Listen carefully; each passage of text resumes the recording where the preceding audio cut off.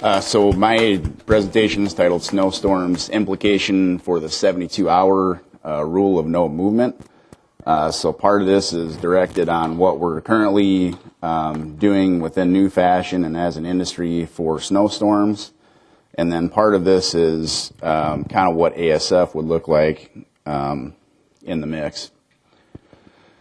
So this will kind of get to some pretty hard conversations, I think, if this would ever come to fruition, and we do have to deal with African swine fever. So I think we really need to think about just why we're here, why all of you are in attendance in Leman. You know, why do you get up every morning? Perhaps you just really like pigs and you like the animals. Maybe you just want money for a boat. Maybe you really like necropsy and just disease and medicine motivates you.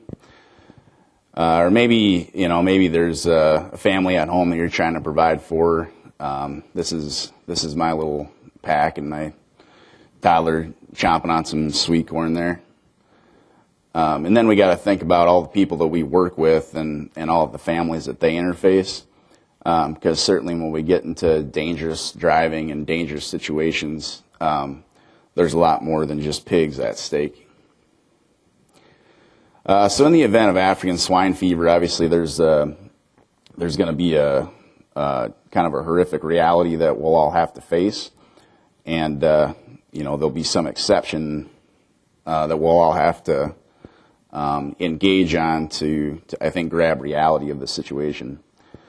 So the 72-hour rule, for those of you, I guess, that are unfamiliar with that, so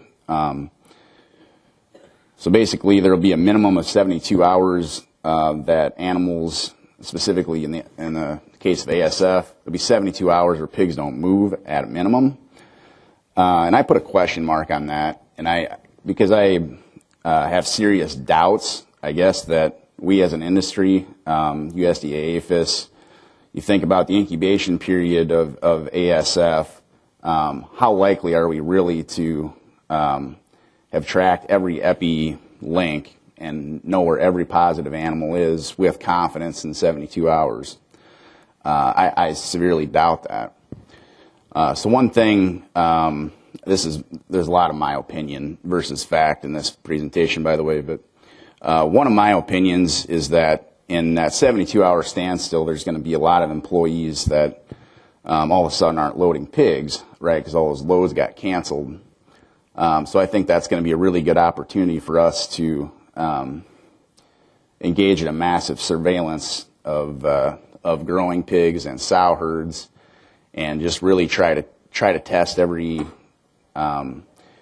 to find every positive farm while that standstill is an occurrence.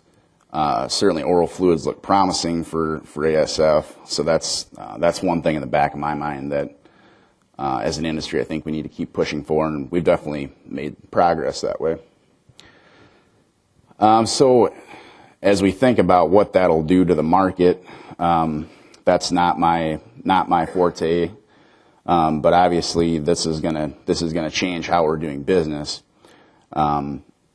We think about what happened in the cattle industry with one packing plant started on fire, right? And how much that backlogged the entire industry. As Emily said, we're a just-on-time industry from a pig flow standpoint too. So if everything in the country stands still for 72 hours, that's going to be a tremendous backlag, and it's going to be hard to recover, obviously, because pigs are going to keep getting bigger if they don't go to market. So when we do start slaughtering again, they're going to be just heavier, and it'll add further tonnage. You start thinking about, are we going to continue to breed sows? Is it really going to make sense to put semen in an animal and a sow to try to raise pigs, knowing that this is the environment they're going to be marketed in? So there's a lot of those questions that I'm not the person to answer, but that'll definitely impact what we're doing, and there'll be some business decisions that have to take place. So I think for the crowd, I think it's important to understand or maybe to think about for yourself where you're going. What is your objective if there's one farm? And maybe as African swine fever would move into different herds, into different systems, I would encourage all of you to think about what that goal is. Because I think at the end of the day, there's only going to be one goal. I don't see a U.S. swine industry that's going to live with African swine fever. I think from an export standpoint, and just the disease itself, I don't see any option but eradication. So there's no point to me where the cat's out of the bag and we're just going to endemically live with ASF. The goal will always be to eradicate. It's just maybe going to look different depending on the prevalence of the country. So again, I've maybe touched on one of these, but there's a lot of folks, certainly within New Fashion, that do a lot of planning on our ASF preparations, and especially on winter weather driving. Very key individual would be our transportation coordinator. Her name's Ann Henning, and she's excellent. So they're pretty much watching weather all winter long, trying to do everything to keep people out of harm's way and keep pigs out of harm's way. Certainly pig flow is going to be maybe not that person's favorite job in the event of a snowstorm, but especially with ASF. You think about how loads are going to get coordinated to market with that kind of backlog in pork. And you got to think about how you're going to get to farms, how you're going to get out of farms, and who's the guy that's going to pull you out if you get in trouble. And so one of our goals of our transportation coordinator is to never be in a situation where somebody gets stuck and nobody can pull them out. There's various reasons why that may happen. It may be there's so many people stuck that the plowing firms the towing firms are just booked up and they're pulling other people out and they can't get to you yet. Or it could be that the road is closed and it's just not safe or advised for anybody to pull you out. So we really try to avoid those situations. But again, none of that is me per se. And certainly law enforcement and meteorology comes in play. So I thought about kind of how we model everything that we're thinking about with ASF and in the face of a winter storm situation. And you think about animal safety and human safety, and for those of you familiar with secure pork, all of the things that we need to get done with secure pork, there's a timeline on when carcasses need disposed of, when pigs need to be euthanized. So there's all of these things that are supposed to be very timely and are very important for us to get ASF out of that premise so that we can work towards eradication of the country. So I thought through that and came up with this sort of triad, but I don't really think that's applicable. I think it looks more like this. I think there's things that we're going to need to get done on the ASF front, and then there's things that we need to get done to keep our people safe and to keep some contractors safe that we interface with too. They may not be employees, but their lives are just as at risk as anybody's. So I think it's a balancing act. And traditionally, we've definitely erred on the side of human safety. And so we would tend to be very risk averse when trying to coordinate around storms. So I guess similar to Emily's talk, so we're going to try to do everything we can in advancement. If we can move pigs early, if we can deliver feed early in a situation knowing that we likely have difficulty getting to farms for several days.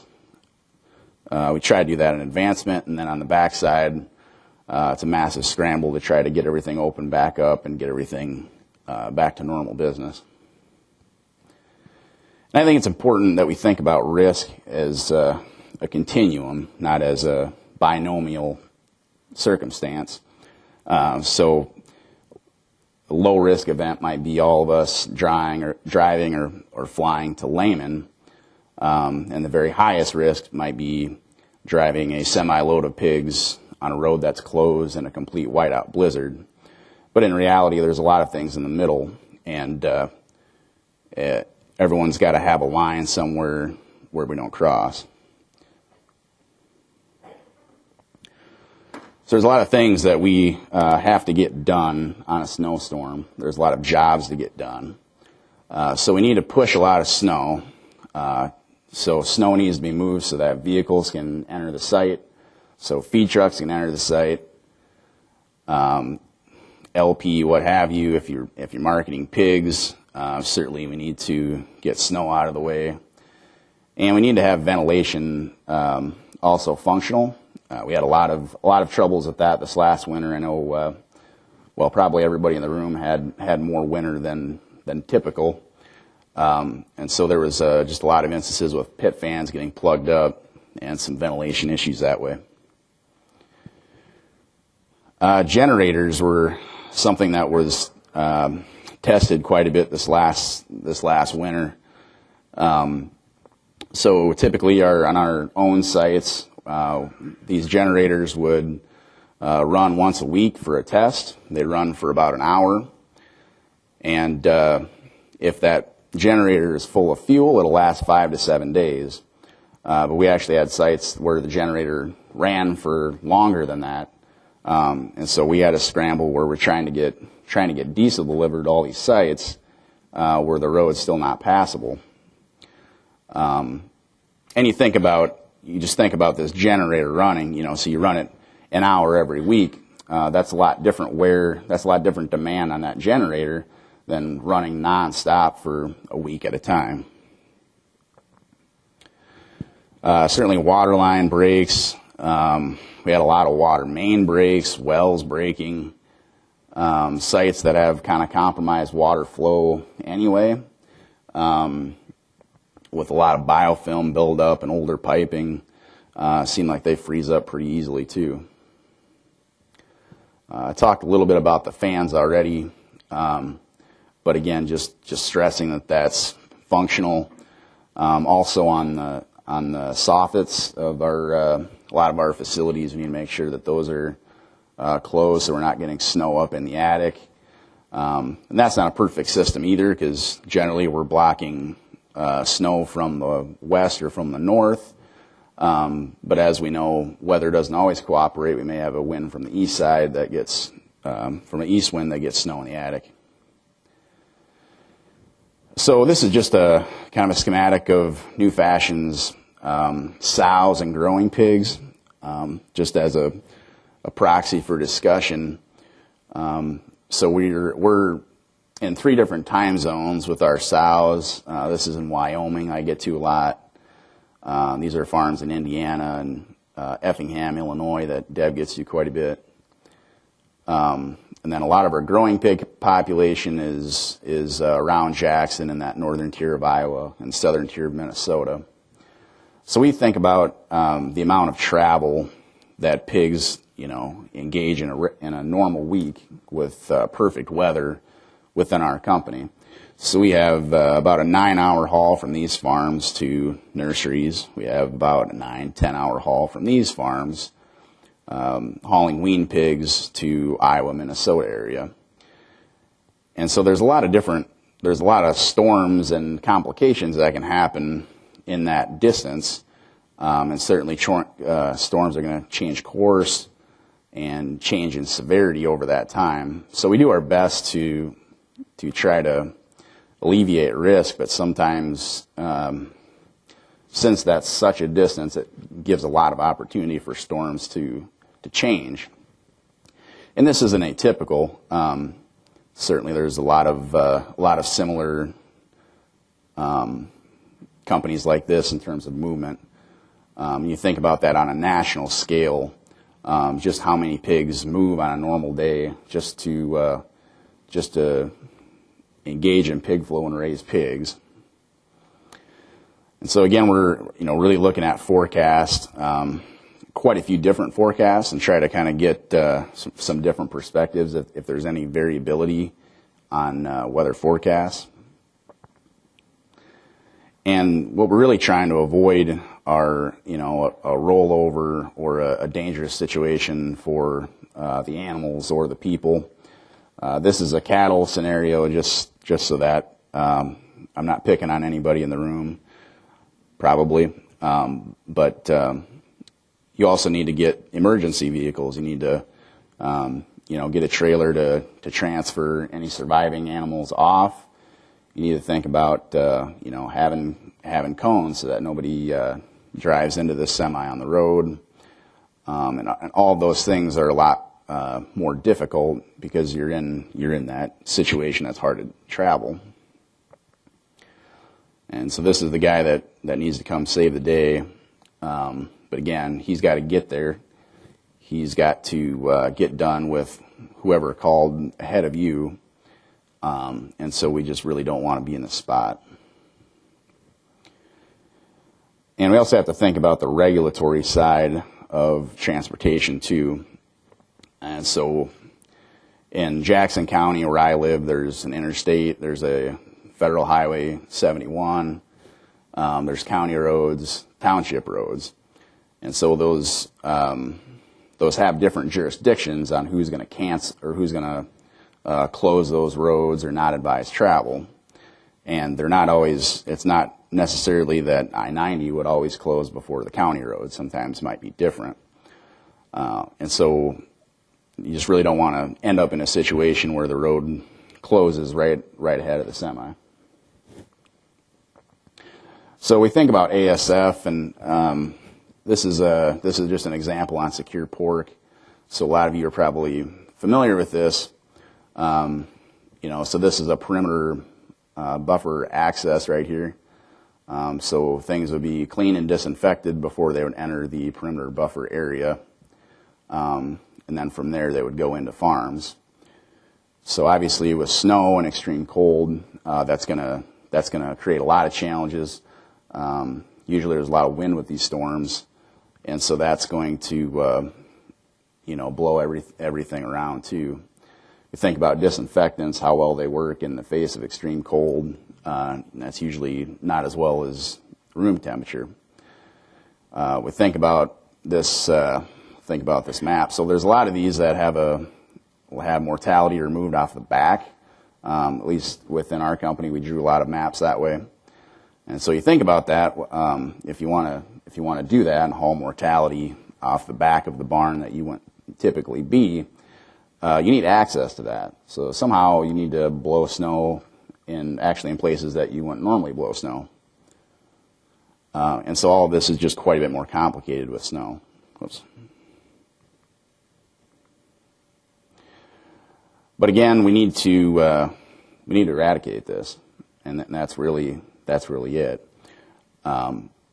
So we need to keep people safe, I think, firstly, but we still need to get done what we can on the ASF side and make sure that we're getting that out of sites.